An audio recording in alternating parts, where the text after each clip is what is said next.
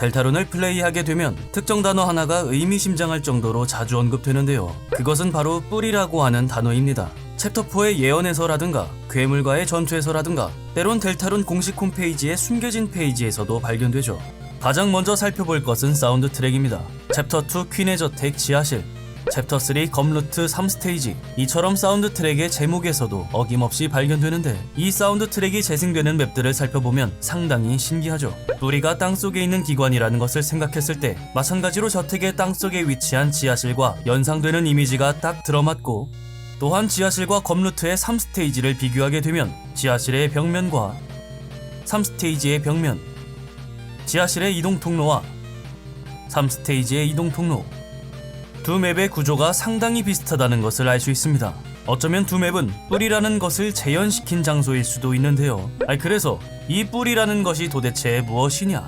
델타룬에서는 달걀이라는 정체불명의 아이템이 존재합니다. 각 챕터별로 특정 행동을 하여 숨겨진 방에 진입하게 됐을 때 그곳의 나무 뒤에 숨어있는 남자라는 인물에게서 달걀을 건네받을 수 있죠.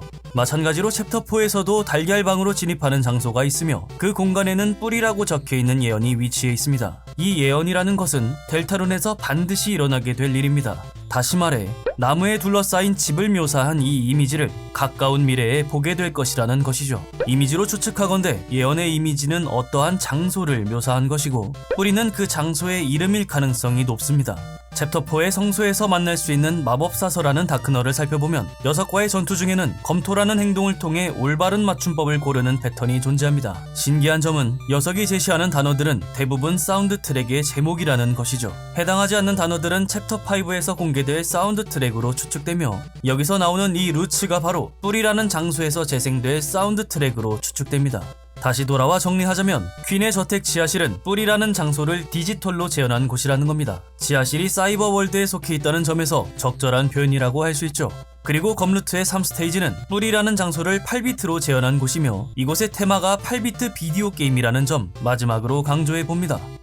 두 맵의 수상한 점은 여기서 끝이 아닙니다. 지하실은 프렌드라고 불리는 고양이를 닮은 존재가 가장 처음 등장하는 곳인데요. 이후 챕터가 진행될 때마다 계속해서 등장하는 정체불명의 녀석이죠. 게임 파일을 뜯어보면 이 녀석의 스프라이트는 디바이스 프렌드라는 곳에 할당되어 있습니다. 그리고 디바이스라는 태그가 붙은 오브젝트들은 그릇의 창조자와 직접적인 연관이 있는 파일들 뿐이라는 것이죠.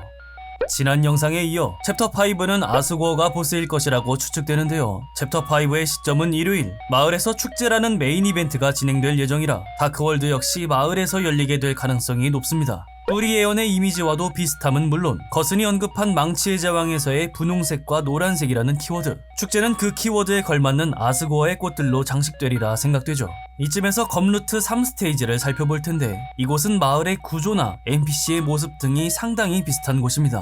꽃에 둘러싸여 붉은 창을 던지는 아스고어를 닮은 몬스터나 캐티와 브레티를 닮은 몬스터, 마을에서 두 캐릭터가 살고 있는 집 위치를 생각하면 얼추 들어맞죠. 물론 100% 전부 맞다는 얘기가 아닙니다. 생김새가 애매한 녀석들도 있고 다크월드가 열리면 캐릭터들의 위치나 지형의 형태가 변화되기도 할 테니까요. 어디까지나 명확한 정보를 제시하는 것이 아닌 특정 사실들을 암시하려는 것이리라 생각해야 됩니다. 조금 더 자세히 살펴보겠습니다. 캐티와 브레티를 중심으로 구역을 나눴을 때 이곳은 센즈의 집과 가게를 나타내게 되는데 이곳의 고양이들은 토리엘이 있는 크리스의 집에도 위치하고 있죠. 흥미로운 점은 토리엘로 추측되는 분홍색 고양이를 죽이면 맵 전체의 흰색 고양이들이 공격적으로 변하는 것인데요. 이는 마치 언더테일에서의 센즈와 토리엘의 약속과도 비슷합니다. 처음엔 그저 감시만 하던 센즈가 주인공이 괴물들을 죽이자 그 앞을 가로막는 모습이 떠오르죠. 다른 곳은 어떨까요? 언다인으로 보이는 물고기 몬스터, 갑옷을 입은 언다인과 알피스로 보이는 몬스터, 누가 될진 모르겠으나 같은 파란색 머시기들이 위치한 이곳, 루디 홀리데이가 위치한 병원, 많은 수의 몬스터만큼 여러 괴물들이 낑겨있는 아파트 단지, 크리스를 따라하는 그림자 몬스터. 이곳의 반대편으로는 갈 수가 없는 것이 호수가 있는 장소로 추측되는데 혹시나 호수 너머에도 무언가가 존재한다는 뜻일까요? 그리고 마을 밖으로 나가는 유일한 출구가 있는 장소, 사실 이곳은 3스테이지에서는 진입 경로인데요. 수지와 랄세이 캐릭터를 공격하여 레벨을 올려야지만 도착할 수 있는 곳이죠. 경로를 자세히 살펴보면 맨홀이 있는 골목길을 지나게 됩니다. 이곳은 마치 챕터 2의 눈무덤 루트를 진행 중일 때만 볼 수 있는 장소와 상당히 비슷하게 생겼죠. 어쩌면 진실에 다다르기 위한 유일한 방법은 히든 루트뿐이라고 암시하는 걸까요?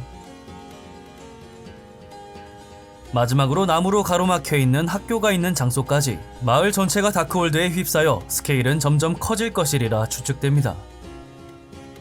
결국엔 나무로 가로막힌 숨겨진 곳을 모종의 방법을 통해 뚫고 지나가게 될 텐데요. 그곳은 저택의 지하실로 향하는 복도와 상당히 비슷한 곳이죠.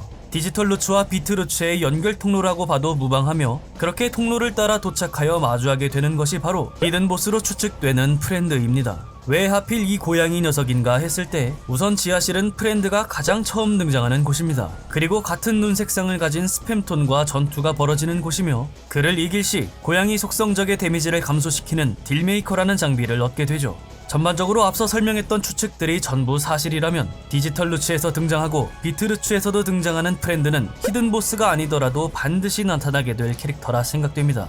추가로 뿌리 예언이 있는 곳에는 오르가닉이라는 NPC가 있는데요. 녀석은 뒤섞인 말을 들었다며 알 수 없는 말을 중얼거리죠. 녀석의 말을 조합하면 숲에서 길을 잃은 아이들은 뾰족한 꼬리를 따라갔다 라고 해석되는데, 여기서 언급되는 꼬리는 챕터 4의 예언에서도 언급되는 것입니다. 아니, 그래서 이 꼬리는 또 무엇인가를 알기 위해선 프렌드의 존재가 어디서 왔는지를 알아야 하는데요. 델타룬의 공식 사이트 중 하나인 노엘의 블로그, 여기서 노엘은 캣 패터즈 2라는 게임을 가장 좋아한다고 언급합니다.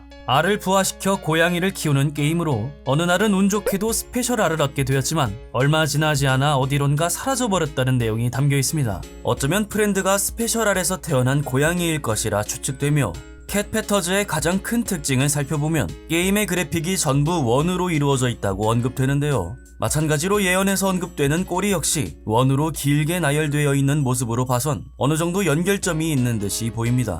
이로써 프렌드와 꼬리는 상당히 밀접한 관계이며, 이는 곧 실종됐다고 암시된 노엘의 언니인 디스의 행방과도 연관성을 띠게 됩니다.